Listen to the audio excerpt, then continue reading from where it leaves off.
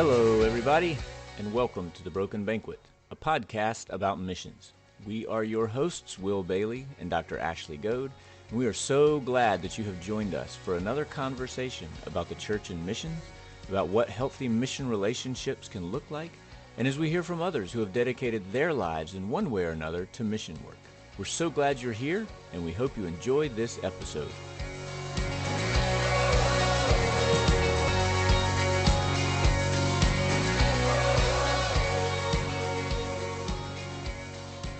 How are you, Ashley?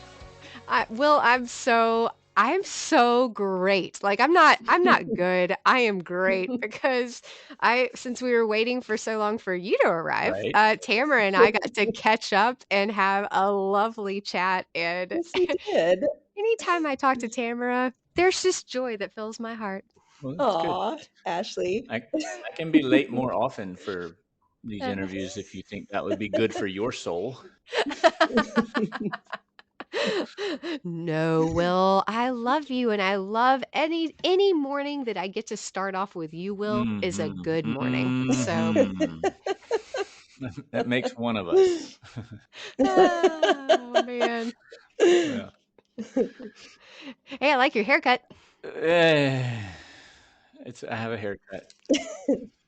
I mean, usually it's just shaved, which is super easy. It saved me tons of money over the years. I'm a little bit beyond the point of where I would just do it myself. It started as a poor college student who didn't have money for a haircut, so I would just shave it about once a week. And so now anytime my hair is more than a half a centimeter long, people are like, "You look weird. What did you do?" I'm like, well, I have hair. So right now I have hair, and we'll see what happens. If Yolanda and Isabella start making fun of me, I'll cut it off. I like it. Yolanda and Isabella aren't going to make fun of you. Oh, you'd be surprised. Hey, who's that third voice we have on the podcast today, Will? Who is that third voice on the podcast today? You do the introduction, so do the introduction. It's Tamara Boone. Tamara I Boone, am so excited. welcome to the Broken Banquet. Thank you. I'm happy to be here with you guys. Two wonderful people who I have the privilege of knowing. Thank you. Hey, if that's going to be your attitude, you're welcome back anytime. Well, thanks. Because We'll see most how of the this goes people we first. interview are super grumpy and reluctant to be here. So it's nice to finally, after 20 whatever episodes, to have someone who sounds like they actually want to be here talking to us. I'm kidding. I don't believe that one bit, Will. It's not true at all. But we are glad you're here. Thank you. Thanks. Glad to be here. Where are you? Well, I am currently in Illinois, Mm-hmm. where I've been the last 2 years as Jeremy. My husband has been pursuing his marriage and family therapy degree, and he graduates on Saturday. Woo woo. Mm-hmm. Woo! Congratulations, Jeremy. Thanks. But then our family will go back to Uganda, which is where we have lived since 2009. Mm-hmm. Well, before we get too far down that road, Ashley, you need to tell a story about how you met the Boones. It'll probably involve food, and the fact that the moment you saw them, you knew that you were going to be best friends forever. And that's how most of your intros go. So There may have been a walk too. that's right. Food, a walk, and or beer. Well, okay, two things. One thing first is, as we were talking about Jeremy, who is Tamara's husband, here's how much I love the Boones. At 1:43 a.m. last night, I get a text from Jeremy Boone saying, "I just finished my capstone and submitted. I think I might be finished." Wow. So that's how much I love Tamara and Jeremy Boone. We don't mind sending her messages at 2 a.m.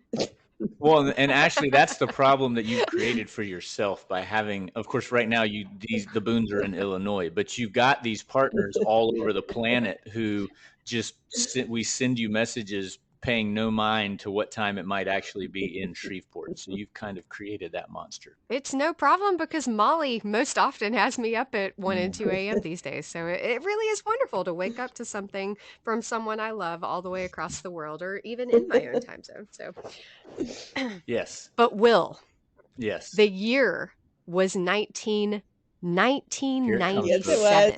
food, a walk, and beer. Here it comes. It was not. There was no beer because we were way underage. The setting was Appalachian State University in Boone, North Carolina. I'm pretty certain that your freshman roommate, Jamie, she and I had introduction to world history together. You have a better memory than me.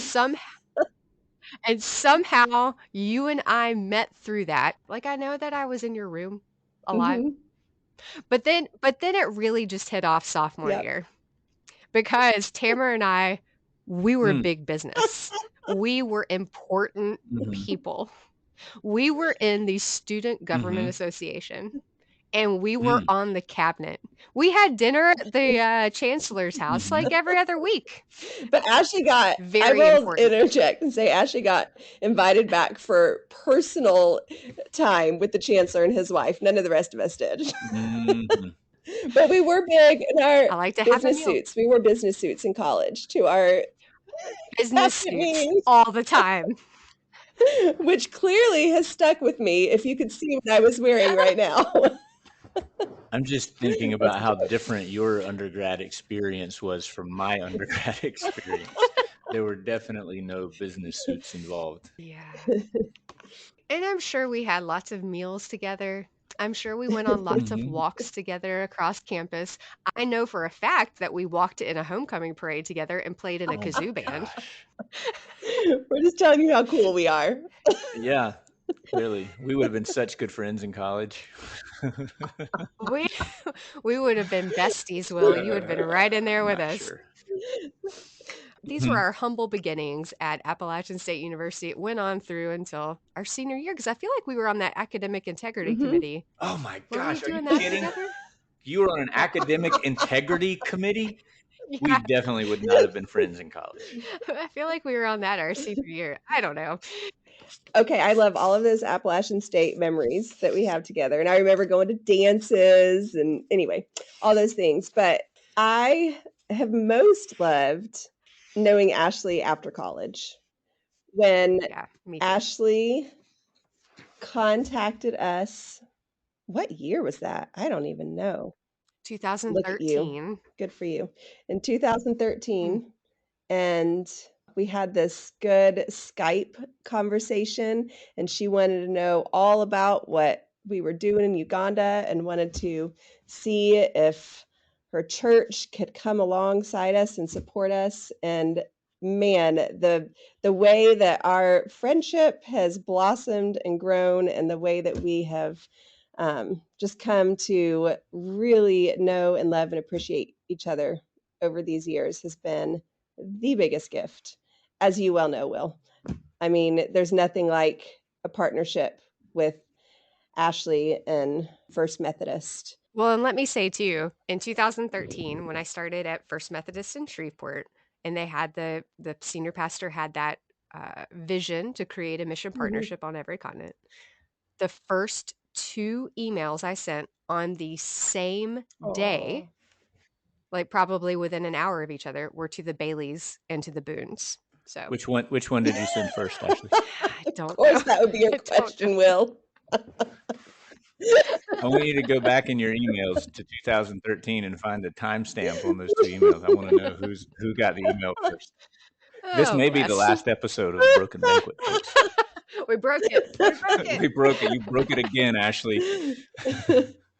Not only did you break the podcast, but you might have broken everything. No, I'm kidding. Of course I'm kidding. I'm kidding because I know we got out. Well, I feel like we should apologize to the listeners at this point, because the 3 of us do know each other really well. And so you're just getting a glimpse into our lives and what a conversation would be like on a daily basis. It's true. And can I just interject again and say that the reason that Will and I know each other well is because of how Ashley has really pulled all of First Methodist missionaries together and really helped us to build relationship with each other. And that's been such a sweet and beautiful thing. because I would not have the privilege of knowing Will and Yolanda otherwise. But I do, and I can joke around with them because of the way Ashley's pulled us all together. And I want to definitely get to that. But first, I want to know how you got from Boone hmm to Uganda. Okay. How did that Yeah. happen? So Jeremy and I, before we were married, we were dating. We both spent time separately in Kenya doing different internships. And so when we did get married a few years later, we both had East Africa very much on our hearts. And we were always kind of making ourselves aware of what different mission organizations had going on in East Africa. And God had us in Asheville, North Carolina for our first 5 years of marriage. But we were always just checking on what was going on in Africa. And Jeremy, for his internship that he had done, I think in 2002, his major in college was sustainable development. So he was doing some solar water pump repair in Kenya, and he had gotten on the internet, and I think he literally typed in Jesus plus sustainable development, and Equip International came up, which is our sending organization. And so we knew of them, and we were always reading about things that they had going on. And through Equip, we found out about this family that was living and serving in Uganda, and we connected with them, and they invited us to come join them. And I think 6 months after that conversation, we were on a plane to Uganda, and yeah, that was 2009.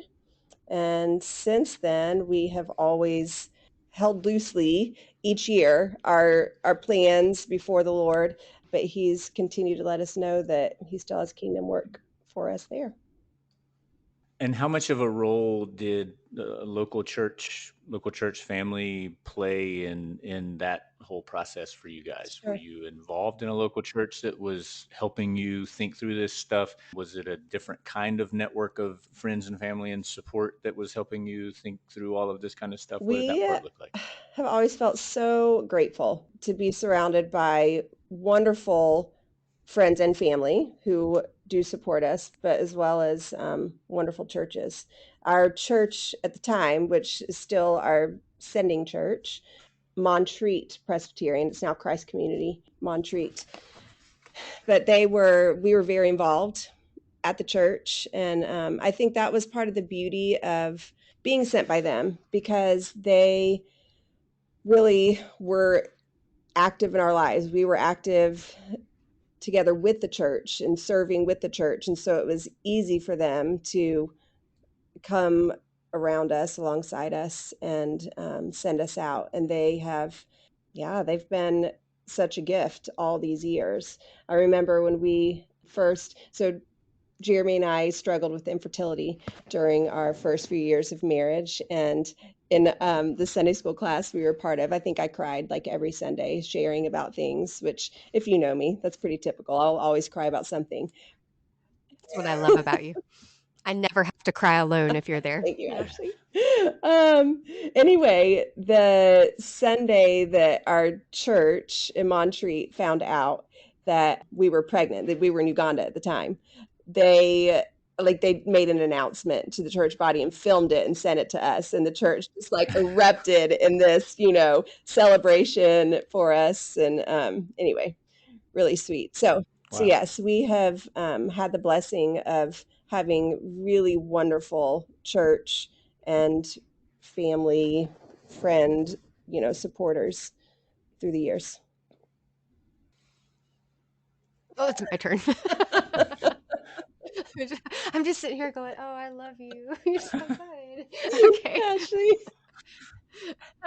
I mean, you're welcome to jump in, Ashley. I've got more, but Yeah, if you keep there's going. You're doing anything on great. your mind.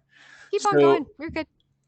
I was gonna say, God, it's amazing how ingrained these bad habits can get. Because what I was getting ready to ask you was, so what do you do in Uganda? But what I'd rather ask you is, so who have the Boones been called to be Oh, in I love Uganda? that. That's such a great question. We've been called to be I would just say humble Christ followers who are being molded and shaped by God and his work that he has for us, because our work has definitely changed over the years. Yeah, we first In what went ways? Yeah. with community health evangelism as our primary focus. We were working in slum communities with community health evangelism as kind of our tool set, which has it's a training of trainers with a Christ-centered focus in all of your trainings. And we were really majoring on basic hygiene, sanitation kind of things, but we really wanted to go partner with a church as we were reaching out to some communities, and we had a really hard time finding a healthy church. There was just so much corruption in the church institution that we found in the communities we were in, and got to know somebody else who was really struggling in the same way with as he was working with pastors in villages. And so that morphed into us becoming, Jeremy calls us accidental church planners. That was not our intention, but we really wanted to prayerfully sought the Lord about what it would look like to have a church model that did not rely on Western dollars, on just the model of the Western church. Yeah, so that did end up birthing a network of house churches, which has been kind of what we've lived and breathed, along with just core discipleship through that these last 10, 12 years. And it's been the best and hardest thing that we've ever been a part of.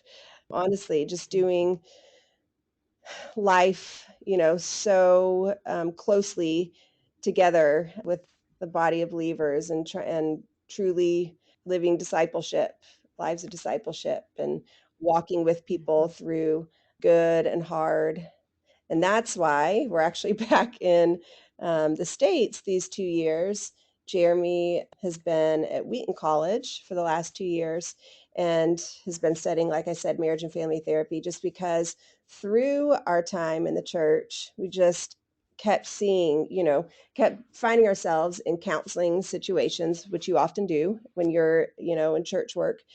And God has always been faithful to equip us, but we also felt a little bit ill-equipped as well. So when this opportunity came available for us, we wanted to come. And so Jeremy's been studying that. I've been able to take some counseling courses as well. And yeah, so we're just wanting to go back better equipped to help equip the church as a whole, and just some counseling resources for counseling and some trauma care resources, and yeah, just better love the church. So things have morphed for us a lot over the years, and it's been a humble walk before the Lord, to write our supporters again and be like, well, things have changed again and our plans have changed again, and this is but just to follow him and to, like I said earlier, hold loosely our plans and see the way that he directs and leads us and continues to put things before us. Is the makeup of your church mostly Ugandans and then there's you guys, or is it integrate? Are there Sure. other North Americans, or is it mostly Yeah. expats or people from other places and then some Uganda? What does that look like? And which my follow-up question would be, is most of the counseling that you all are doing, is it with Mhm. Ugandans that are seeking you all out for that kind of support, or are It's a there great other people question. that are coming Yeah, it to is these an guys? integrated church. I think part of our we wanted to help plant this church because of the need we saw in the Ugandan church and the unhealth that we were seeing, but also for our own need. We felt our first 3 years on the field, they were really hard. We saw in the slum community we were working in, we saw a lot of suffering and death. And we had a lot of questions, and we felt very lonely in some regards. And so it was also for our own health, just this need for greater community and just to be the church with other believers. So, yeah, God has brought a very integrated group of people together. And there's now 4 different churches that are meeting, and they all really look quite different from each other. I mean, not in the core things, but just in the makeup of who's in the churches. One of the groups does, I would say, have primarily expats and missionaries. The church that we've really been a part of over these last years since we've multiplied out is primarily Ugandan. And yeah, and that was actually a hard shift at first because we had all been together, but our vision was always to multiply and to stay small and to stay where we could move from home to home and where there wasn't a need for, money being funneled in. And but then it's been a beautiful thing as well to go through that shift and be a part of that. And so my answer to the second part of your question is yes. And yes, we do. We have found ourselves in counseling situations with many Ugandans as well as many missionaries and expats. In fact, I think because of that, we've ended up taking on a role with our mission organization, which is it's a part-time role, but we have become missionary care. I'm trying to think of what our title is, but missionary care, member care, that's what it is, member care associates with Equip, helping just to reach out to, listen to, walk alongside, encourage, pray with our other missionaries around the world. Well, Ashley, I know that you want to jump in, but I just want to draw attention to one thing that you said kind of quickly and moved along. It wouldn't be an episode of the Broken Banquet if the missionary we were talking to didn't mention at some point loneliness. That has been probably kind of a surprise, I think, to Ashley and I, or maybe not, but just how often that comes up, that regardless of how surrounded by people we may be in our different ministry contexts, just how pervasive that loneliness is. And the fact that you guys were able to some degree, fix that problem for yourselves by creating this community of other people who might have also been experiencing that. But and then also through the kinds of relationships, and that's what I know we want to talk about too, is the relationships with supporting churches, partners, friends, companions, whatever you want to call them. What does it mean to you as a family to have access to a church Oh my like goodness. First Shreveport? Oh, I don't even know how to put into words, honestly, the gift of having a church like Shreveport along our sides, somebody who really makes you feel seen and known and loved. I mean, Ashley started visiting us at least 2 times a year. So she got to like be on the ground with us, see our people, I mean, that makes such a difference. I mean, we have so many wonderful, lovely supporters and friends who can't ever kind of get that depth, that level of our lives are like when they haven't been to see us, right? So when she was doing this multiple times a year, I mean, she really knows our lives. She gets it. Everything we're talking about, she can picture, and she relays that back to the church, who then, I mean, then you have these sweet ladies in their Sunday school class sending us cards and notes throughout the year with really informed prayer needs that they're covering for us. And that, I mean, that's just one example of the many ways we've felt so seen and cared for and loved. And then, honestly, the gift of bringing us together in community with others like you, Will, like you and Yolanda, who we can get each other and share from a level of understanding with each other that maybe we can't with others. So there's just been so many gifts of just that really feeling known, which is so Christ-like. It's what Jesus does for us, right? I mean, he looks at us, he sees us, he enters in with us, he calls us by name, he makes us feel seen and known and loved. And I think that's just been such a gift from Shreveport and from Ashley and from others in our lives too that we've received. Well, evolve is such a oh, go ahead, hon. It's okay. It's okay.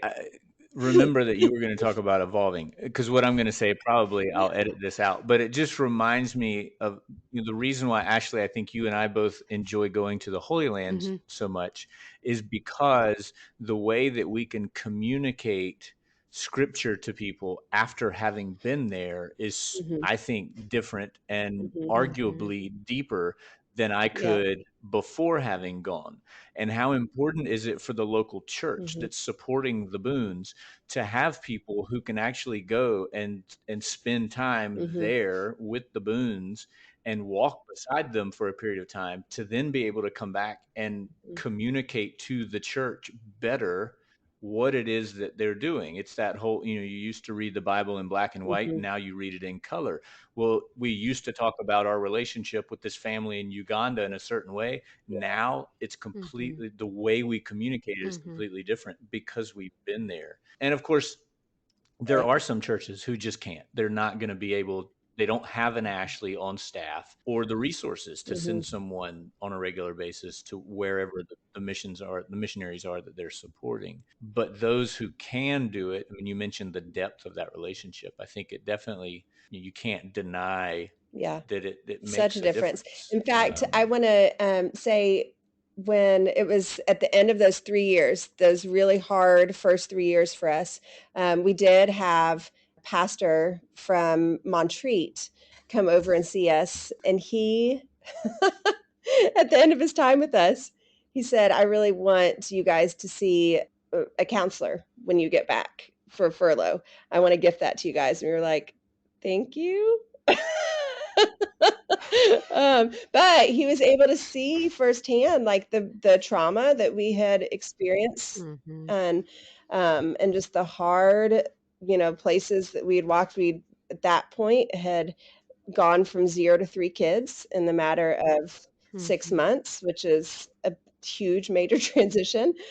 We, just he was able to see firsthand all these things, and then it was that first furlough home, after those first 3 years, where I feel like God started to bring some healing, and we did see a counselor, and that was a catalyst for some change in my own life in different ways I didn't even know I needed change. So it's just so good to be seen and to be known in those kinds of ways. Mm-hmm.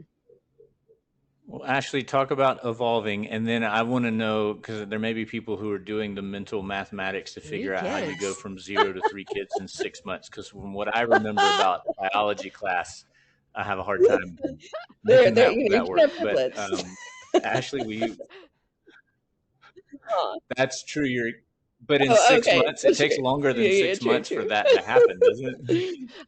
I love telling that story. I used to tell it all the time here at church of, Jeremy and Tamara, they had been praying about kids and wondering if they should adopt and what they should do. And they went out to the woods one weekend for a little camping trip to pray, to just ask God what his will was, if he wanted them to adopt or to keep trying. And sure enough, 9 months later, they had 3 kids. Two came via adoption, and here's Karis. And so Gloria, Evan, and Karis pretty much all arrived They at the did. same time, and oh my goodness. Oh. They did. And this mom who had just been longing, I'd been longing to be a mom all my life and just crying out to the Lord, and then all of a sudden I was like, "Oh, I don't know. I don't know if I can do this. This is so much. I'm crying out to you in a totally different way now, Lord." No. But but his gifts are good. Yeah. You could you could write your own psalm book after that. Lament and praise all in one.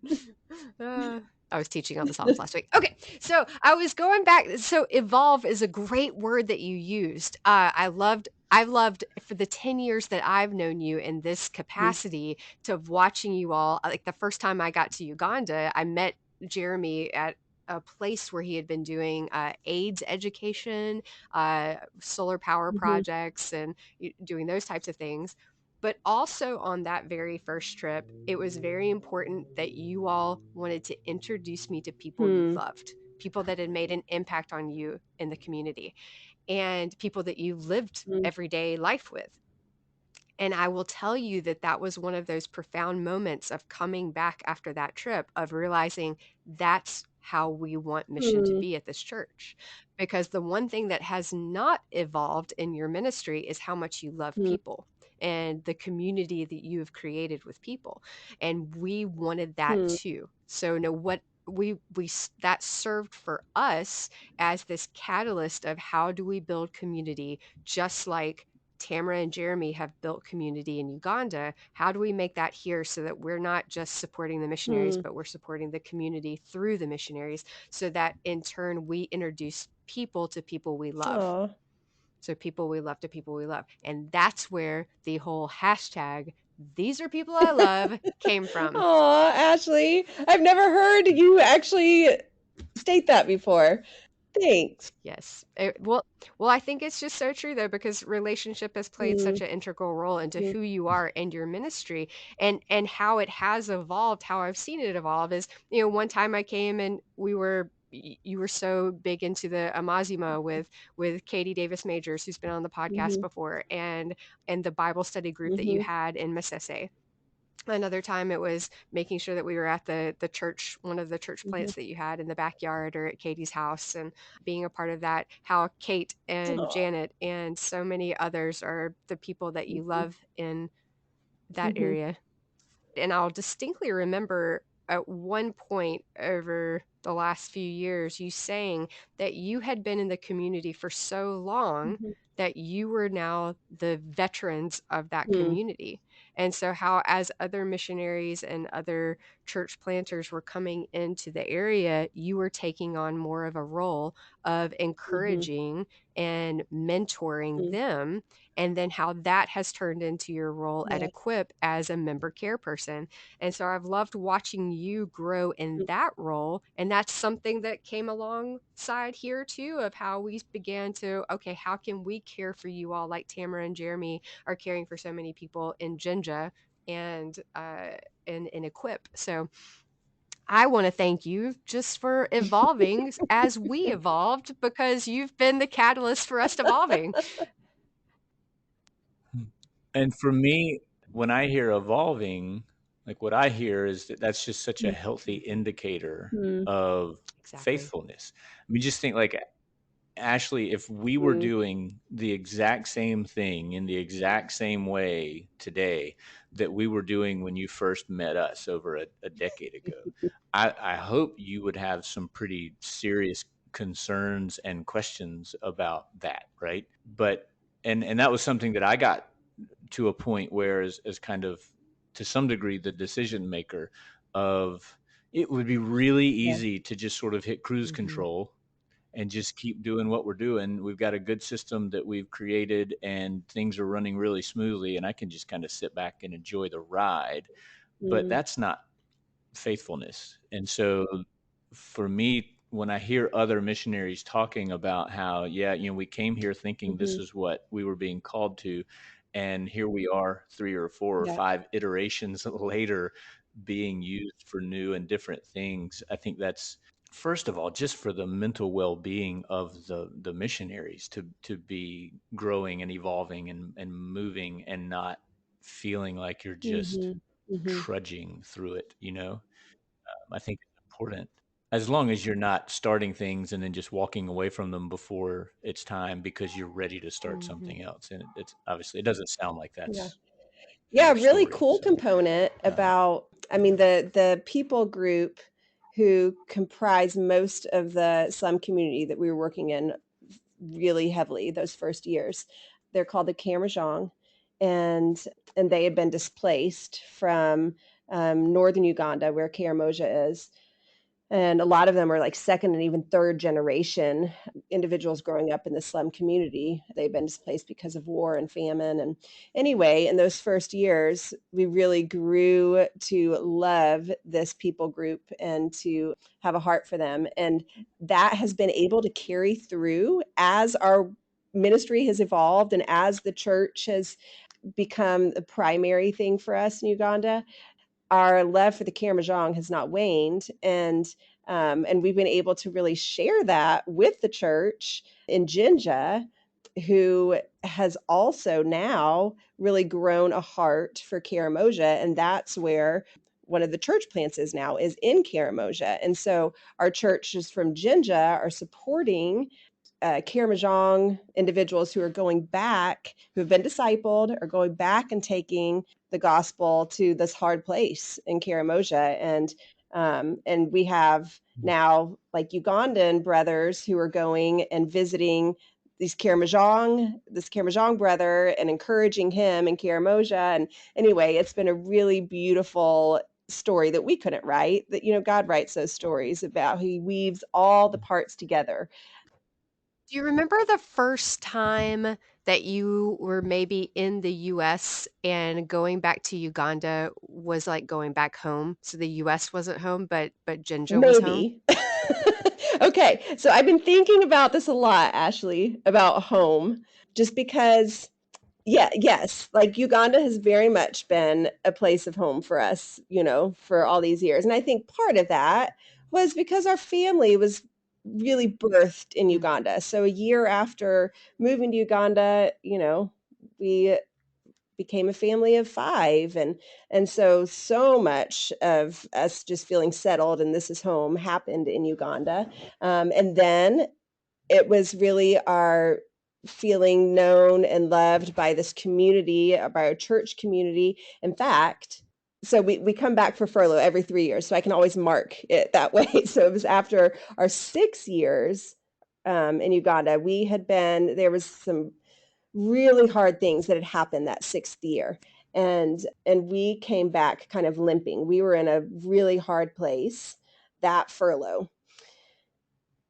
But we hid it really well from from the people that we were coming into contact with in the States. You know, you only see people every 3 years. You don't want to just spill out all of your stuff. We do spill out a lot anyway, but we did hide it pretty well while we were in the States. Just our brokenness. Jeremy and I the thing we were really hiding is we were in a really hard place in our marriage. And we got back on, after being in the States for 4 months or so, we get back on the plane, go back to Uganda. We go to our church community there that first Sunday back, and people pull us aside and say, "What's wrong? You guys are not okay." Mm. And so we were known by our people there. We would become known. And then in typical Tamara fashion, I just had a breakdown there in front of the whole church and started crying. Just went into this whole thing. And that was like the catalyst for change for us and growth and this new thing that God wanted to do in our marriage. And anyway, so there's so many components of home in Uganda. But I say that's also a tricky question because now we've been back in the States for 2 years.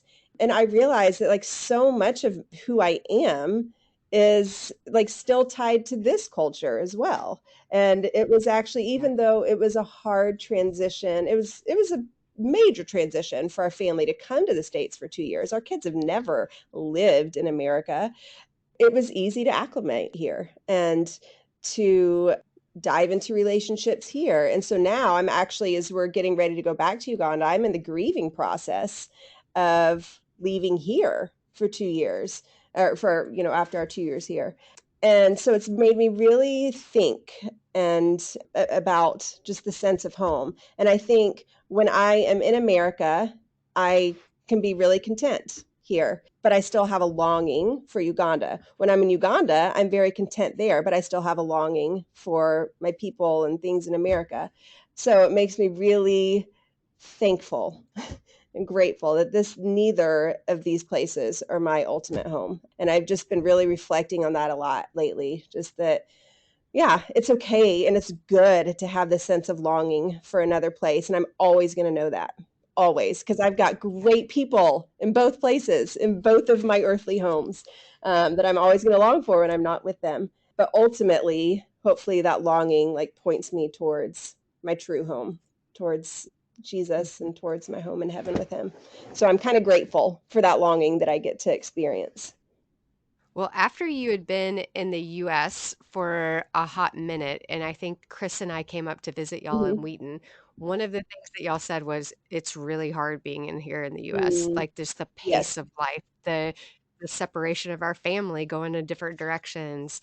So, what will it be like now? How are you preparing for the transition back to Uganda Yeah. on the flip Yeah, side that's of a that? good question. I mean, that's definitely something that I'm excited about when we get back to Uganda is the different pace of life. I mean, not that there's not, I would say if you look at like interruptions in your day, if you want to call them that, although they're not really interruptions, I mean, there's a lot more of that in Uganda. That's just the way that life flows there. There's no such thing as calling ahead or planning things ahead as in most of the world, right? So we constantly have people coming through our house and sitting at our dinner table with us, but those are the rhythms that we've grown to know and love over the years in Uganda. But the thing is, we're not like here. I'm driving kids everywhere, and we've taken full advantage of it. I mean, our kids have gotten to be involved in sports and youth group and all the different things that America has to offer, and it's been fun. But I miss those nights around the dinner table together, and I miss just people just always coming in and joining us around the dinner table. So that's something that I'm looking forward to when we go back. In the preparation stage, it's really it's hard kind of right now to even know what my own feelings are because I Mhm. as a mom, I feel so much of what my kids are feeling, and then as Jeremy's wife, even what he's feeling. So I'm trying to like see where everyone's at and enter in those spaces with everybody. We've got some who are really grieving right now and really crying a lot right now over relationships they're going to be leaving here. So I'm trying to Mhm. just enter in those spaces with my kids and be able to step back as well and realize like, yeah, I'm grieving some things too. It's been nice to be close to extended family for these 2 years, and it's been nice honestly to have to be just fed more in church, and we've gotten involved and been a part of our church here in Wheaton. God's given us a great church here these 2 years, but to not have to wear like, I don't know, have so much responsibility all the time. So I'm grieving some of those things, but also I think I'm also anticipating what God has for us when we go back. I'm just expectant. I think that's the other word. I'm expectant of what he has because I know that he's going to welcome us back into some wonderful, familiar things that we're going back to. I'm so excited you mentioned Janet earlier, Ashley, and I love that you love our people. You know and love our people in Uganda. Janet is who we call Jaja. She's our like adopted Ugandan grandmother, and I am so excited about seeing Jaja when we go back. She is going to, you can picture it. She's going to come running Oh, up. Yep. She's going to be like, she's going to grab me up from the ground and pick me up in her arms and shake me all over and give me the biggest hug ever. Um, yeah. of course. Are you gonna cry? Yeah, so I'm anticipating those familiar things, but I'm also expectant of new things that God has for us because we won't Yeah. return to just, we've been changed in these 2 years. And Jinja has also, and our people there, they've grown and changed, and our word evolved in the last 2 years. So I'm Mhm. expectant of the new things God has for us as well. I was letting you go with it. No, I was just thinking about how cool it will be Mhm. during season 2 or 3 of the Mm, Broken Banquet to do this Mm, again, but with mhm. you being back, having been back in Uganda for maybe a year and Yeah. really gotten back into things, to talk to you Yeah. again, just sort of as a follow-up to mhm. this, and for people to hear how things are going and what are the new things that you guys are doing and all of that. I think will be really, really interesting if you would Oh, sure. be willing I to don't do know. that. I don't know if she'd be willing because, we've been doing this for a long time, Will. And I mean, we even got a New York Times best-selling author on the podcast before we could Mhm. schedule Tamara. So I don't know. Oh, come on. Yes, I would be so willing to join you guys again. Share more stories of God's faithfulness. Well, last thing I'm gonna ask, last thing I'll ask. Last thing, can I ask one more thing? It's a wrap-up question. It's a wrap-up, yeah. So here at the Broken Banquet, we often talk about what each of us bring to the Mhm. table. And I think you'll have a really good answer for this as far as what is it that our brothers and sisters in Christ in Uganda bring to the banquet table of Christ that we can all learn Mm. from and Mm. grow? You know, I asked Ashley for, like, some cheat sheet questions ahead of time. I was like, "What kind of questions are you gonna be asking me?" And she did ask me this question ahead of time, and then there were verses that immediately came to my mind, when I thought about this question. It's First Thessalonians 5:16-18, which says, "Rejoice always, pray without ceasing, give thanks in all circumstances, for this is the will of God in Christ Jesus for you." Man, just my brothers and sisters in Uganda, who I see this lived out in their lives. I mean, I think about one of my dearest friends. I'll call her Grace.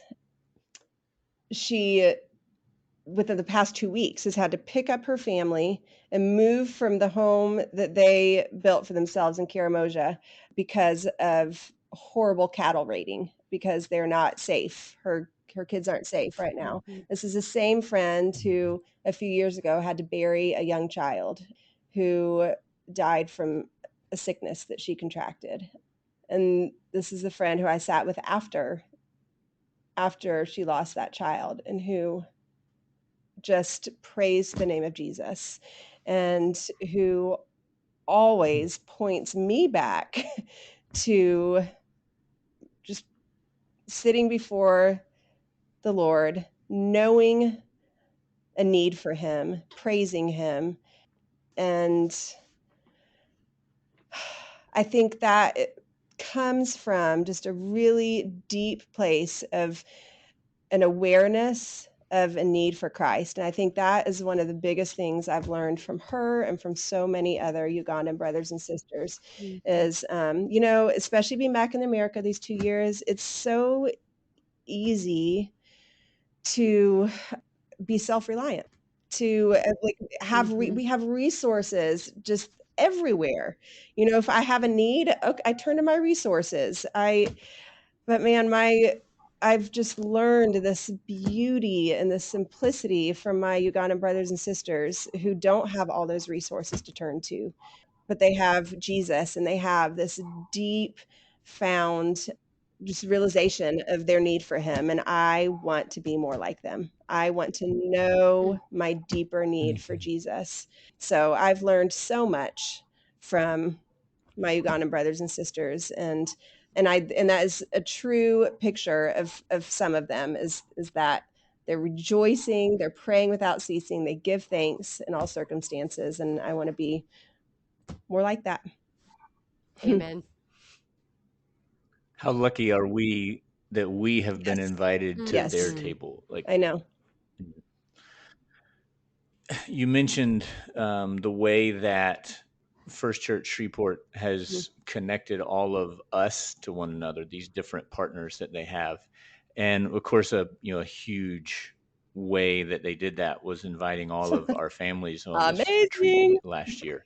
And when yeah, it was. And we Mhm. talk about it often. Yolanda and I talk about and remember things from that trip often. And there are two things that we remember specifically about you and Jeremy. And one of them was there was one morning, and it seemed like everybody showed up for breakfast at exactly the same time. And so there just wasn't quite enough Mhm. room for everyone in the dining room. And so Yolanda and I got to have a nice quiet Yes. breakfast outside with you and Jeremy.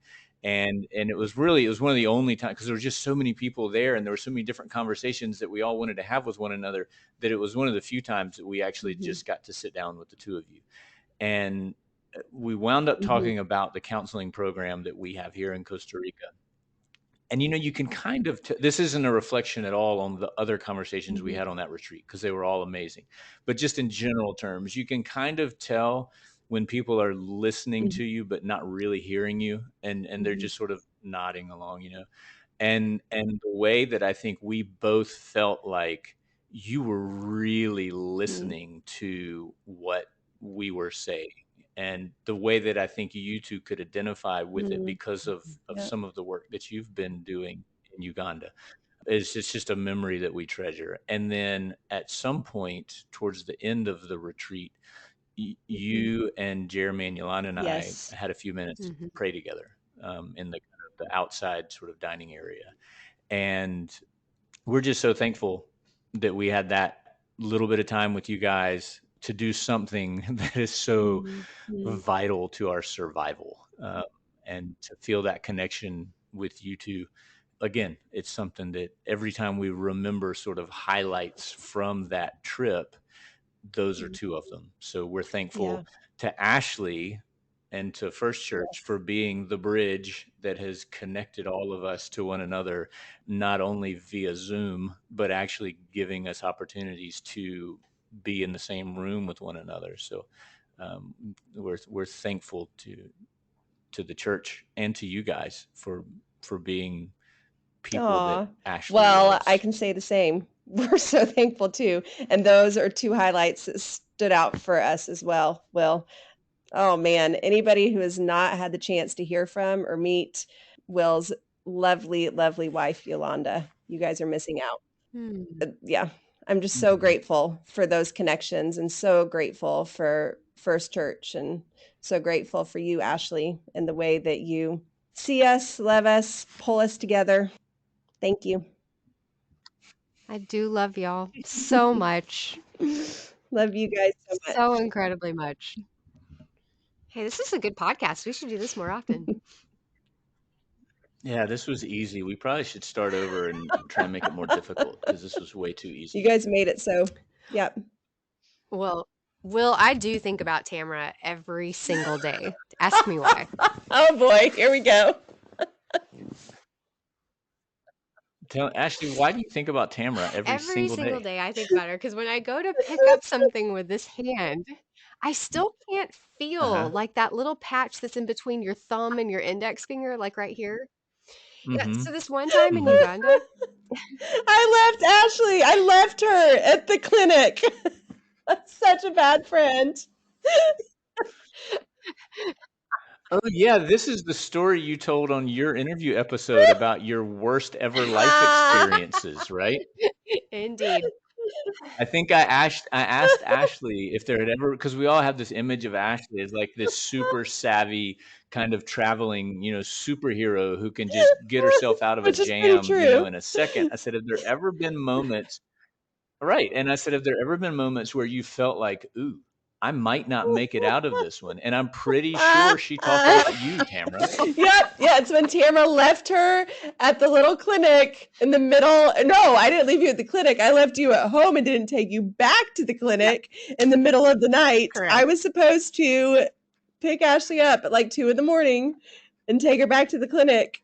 And well, I didn't. For an injection because they had kept the IV like in and it was hitting up against a nerve. And so, yeah, anyway, my hand went numb and there is still a little patch here that I can't feel. And Ashley, is that indicative of how you are normally treated by the people you love? Is this really the note we're you know, ending on? I did. When I woke up in a frantic state, maybe like 2 hours later, and and I came and got her. like the 70 missed calls. There were 70 missed calls. So, I love you, oh Ashley. gosh. And I'm so I thankful that you love can you. carry me with you always. I love y'all. Tamara, love you. Thank you for being on the Broken Banquet Thank you guys for podcast. having me. Will, man, what a great Monday. No, this has been so much fun. Mhm. Yeah, thank you for doing this and look forward to the next time that we can see you Awesome. guys maybe Yep. in Uganda. That would be cool. Maybe we can do our follow-up episode in Sweet. Uganda. How about that, Will, that's a Ashley? great idea. Is that in our We could broken just is that in our broken banquet travel budget that doesn't we could go to exist? every single place where we've done an interview or with a person that we've done an interview with. Oh, man, we could make a whole year of it. Mhm. Mhm. Yeah. Yeah, sponsors. if we gotta get those corporate sponsors lined up, but once Right. that happens, we'll Awesome. be knocking on your door. Oh, love you guys. Love you. You It too. was great to see both of you, and thank you for being on the Broken Bye. Banquet. Bye, Bye. guys.